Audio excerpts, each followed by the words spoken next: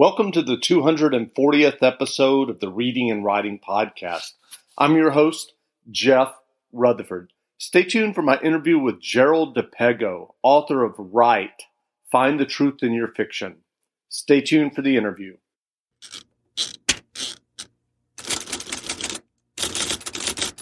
Welcome back to the Reading and Writing Podcast. My guest today is Gerald DiPego, author of Write, Find the Truth in Your Fiction. Gerald is the author of 33 produced screenplays, 5 novels, 2 produced plays, and a drawer full of poetry. Gerald, welcome to the podcast. Thank you very much. Pleasure to be here. Sure. Well, I just explained and detailed your writing experience to date. Given your writing success and your book on writing that has been published, is there one kind of overall lesson or message that you've learned yourself over the years that has helped you improve your own writing? Yes, which is really why I wrote the book, because I felt that out of all this work and study and doing it again, I developed a method that I call emotional realism. And I think to me, that's the center of all this that I'm doing and putting out in the book, is the ability to make fiction feel real by digging down into the human truth of things. And so I think that's the most important thing for me. And how do you do that on the page? Could you give a specific example? Well, yeah. I mean, one of the little exercises I take people through is I say, for instance, if you have a scene where a woman is being chased down the dark street by a man who wants to harm her, be that woman. Don't just write it from your head and from the outside. Don't just describe it. But go inside that woman and be her. And when you've dug down deep enough, and then come back and written the scene, it's going to be different. It's going to be stronger because you're writing from the inside and you're using emotion and not just your brain. Sure. Well, when you originally moved to LA, was it difficult for you to break into the movie business and get producers and agents to read your screenplays? Oh, sure. It's almost always a struggle. It took about a year and a half, and that doesn't sound like very long, but I came here with my first wife, my first child, and a certain amount of savings. So after a year and a half, it was getting a bit critical, but it happened. I did bring a script with me, and I showed it around everywhere I could, and it finally landed on the right desk. And the door that opened for me was to come into Universal Studios and rewrite some of the movies of the week that they already had in the pipeline, but that the overall producer of these movies for Universal wasn't satisfied with the scripts, and he had read the script I came out to LA with, and because of that, it opened the door, and I got rewrite jobs that led to writing from scratch for movies of the week. Sure. And what had led you to write that original screenplay that you came out to LA with? Was there a process for you of where you started prose and fiction and then decided to move into screenplays? What kind of motivated you to write that first screenplay? Yeah, I had been mostly writing prose, but I was in Chicago and I got a job. When I went to grad school, I studied film writing also, but I made my money. I supported myself doing other things, and I had this idea because I worked at home and my wife was teaching school, and I was with our little son and taking him to the park among all these mothers with their kids. And I love to think inside people's heads. I was thinking, what do these mothers think? They probably think I'm either a divorced dad or what could be the answer here when they look at me and wonder? And I'm thinking, well, gee, maybe they're thinking, maybe my wife suddenly passed away, and this is me, and I'm raising this little boy now, and it just generated this idea that moved me a lot about, the sudden death of a young wife and a young man, and he has this 2-year-old, and he's in the park, and I wrote a story about his first day back in the world after 2 weeks of just, being blasted with the news and all that. This is his first day back at the world, and he's going to take his kid to the park. He's going to take the kid to the grandparents. He's going to go to work for the first time. So I made the whole script, take place in a day with that original deep feeling of loss, and that was my screenplay. It was called Monday, and it has never. I've sold it twice. It's never been produced, but it opened a lot of doors for me. Sure. When you work with writing students or novice writers, are there common mistakes that you see repeatedly in their writing? Yeah, that's one other reason I wrote the book. I wanted to point out the wrong roads and the right roads, and for instance, it feels to me when I read some early writers in their work that they're really writing not exactly from life. They're writing from what they've seen in movies or read in books. And I'm saying that's not the way to go. It feels like a copy. It doesn't feel real. And one way to make it feel real is if you're doing a story about policemen or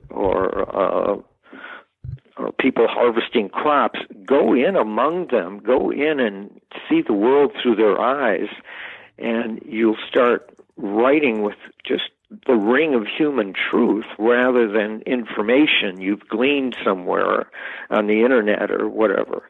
But that's just one of the tips I give people, is to go in among your characters, go in among the world you're going to create on the page and see what it's like. Sure. Well, I know, as we talked about, you had 33 screenplays produced, and your latest was in 2014. I wonder, and you've obviously been working in the business for a while. I wonder, are there directors or movies recently in the last 2, 3, 4 years that still excite you about cinema and the movies? Oh yeah, that always comes around. There's always one or two. Last year it was Birdman, or the year before, whatever it was. Right, Birdman was one of those movies that I thought, wow, they were so brave. They broke a lot of ground, and I was riveted by that film. I've seen it maybe 3 times now. Sure. So how do you recommend to writers that they improve their work? Do you suggest that they focus on self-editing or joining a writing group or workshop of some kind? Well, that comes down to whatever you need. You know what I mean? I've always been kind of a loner, and I've always more or less learned by doing and by reading. You just read all you can of the really good stuff out there. It inspires and it teaches. And reading good books and watching fine movies is a way of going to writing school. For me, and so that's what I recommend. Sure. So when you sit down to write, are there ever days that you need to do something to jumpstart the writing process for yourself? Yeah, I usually jumpstart it by reading what I wrote the day before, and I find that just sinks me inside. So I really start the day with editing. I start the day with an editing and fine-tuning of yesterday's work. By the time I've reached the end of that, I'm really inside it again. So I can just push on into the new work. So that's my little trick. Gotcha. So when you have an idea for a screenplay or a story, do you immediately start writing it, or do you give the story time to develop in your mind? I have to do that. I have to start developing it in my mind and see my way through a beginning, middle, and end. Not the details, but the emotional line. I need to build that emotional train, let's say, that's going to take me from beginning to end, and I need to know where I'm going and what it all means. So that takes a lot of thinking before I could imagine sitting down and starting to write.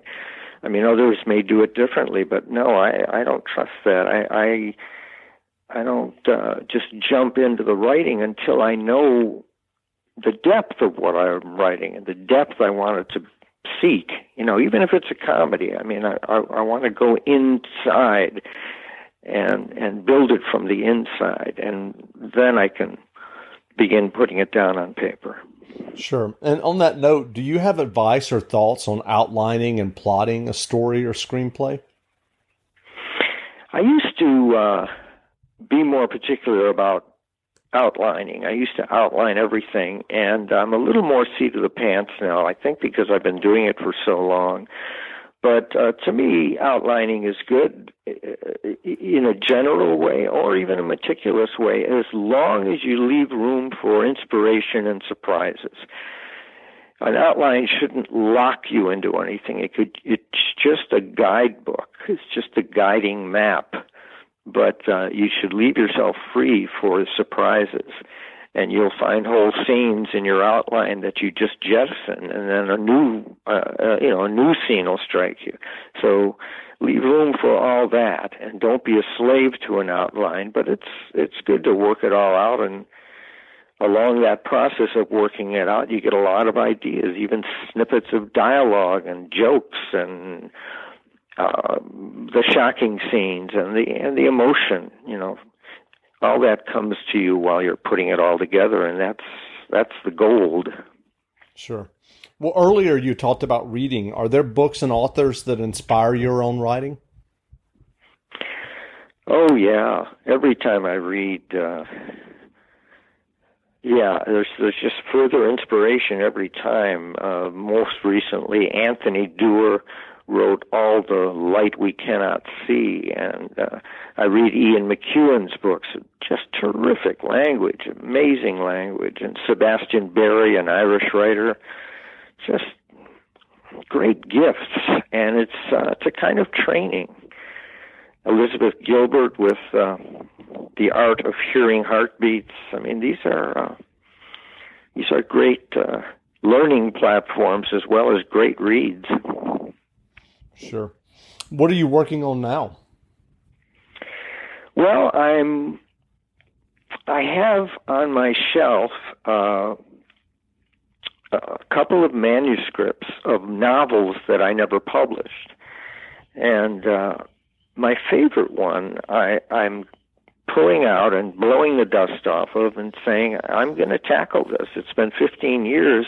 I think I'm a better writer now. I try to be learning and growing all the time. So maybe I can take my favorite story and redo it with everything I've learned in 15 years and get it published. So that's my challenge. Great. Well, again, we've been speaking with Gerald DiPego, author of Write, Find the Truth in Your Fiction. The book is available in bookstores now, so go grab a copy. And Gerald, thanks for doing this interview. Okay, I just want to remind you, Jeff, that it's an ebook. It's an ebook, so they can get it on Amazon, Barnes and Noble, and all the e-reader sites, and then it'll come in on their device, their reading devices. Great. So that'll be great. They can look for it as an ebook. Thanks a lot. Yeah. Thank you, Jeff. Okay.